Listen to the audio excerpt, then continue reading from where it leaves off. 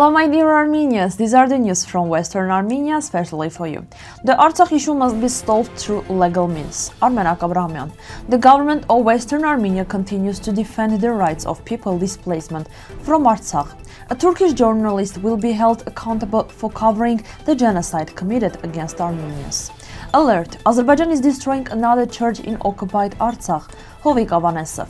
What clothes did ancient Armenians wear in the 2nd century BC and after?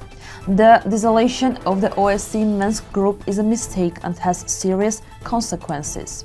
The secret telegram of 1915. What was planned for Armenian children?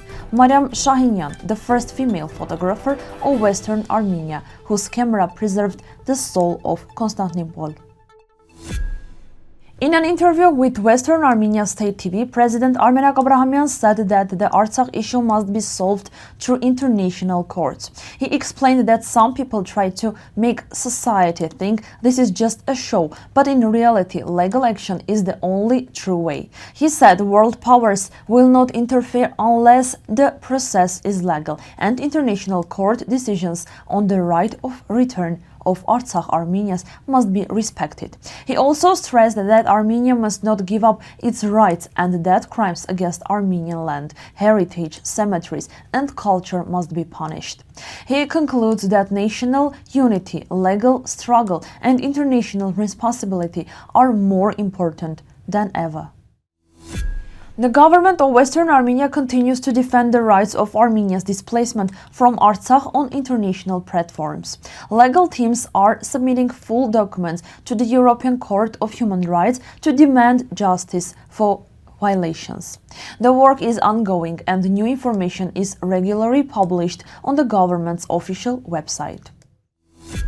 A criminal case has been opened against journalist Turce Yilmaz, editor of Bianet, for publishing an interview titled "Stories of Armenian Youth in Turkey: 109 Years of Mourning."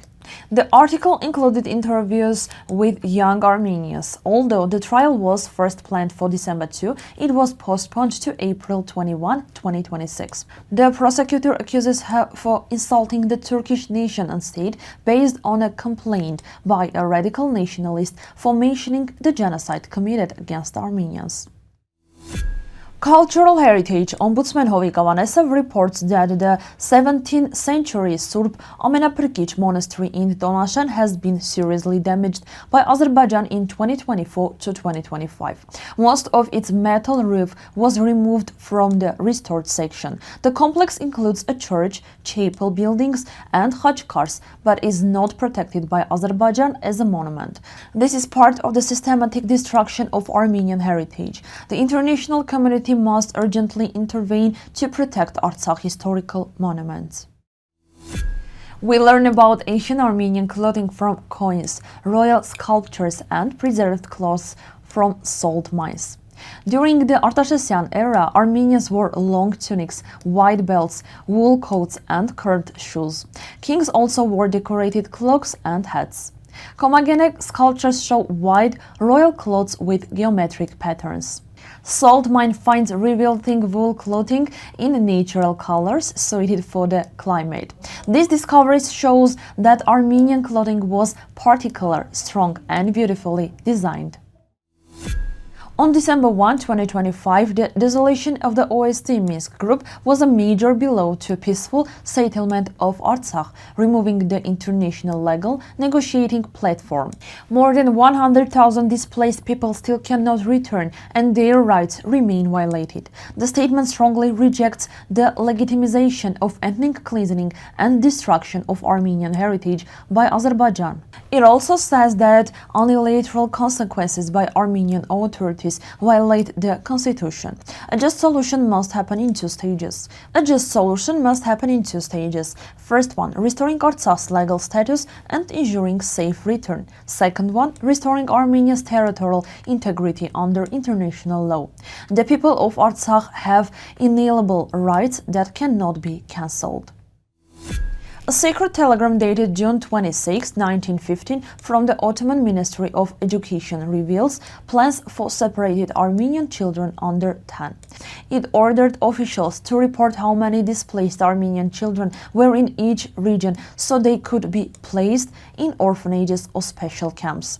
This proves that the government planned in advance to isolate and assimilate Armenian children into Turkish Muslim identity. The document confirms that the deportation were international and planned, including control over the fate of children and important part of the genocide committed against Armenians. A new theater performance, The Love of Constantinople, Paris Darkroom, brings to life the story of Mariam Shahinian, the first woman studio photographer of Western Armenia. The play takes place on the day her famous studio photo Galatasaray closes and explores memory, loss, and history through old photographs. Mariam was born in 1911 in Sivas and moved to Constantinople after 1915. In 1937, she fully took over the studio and devoted her life to photography.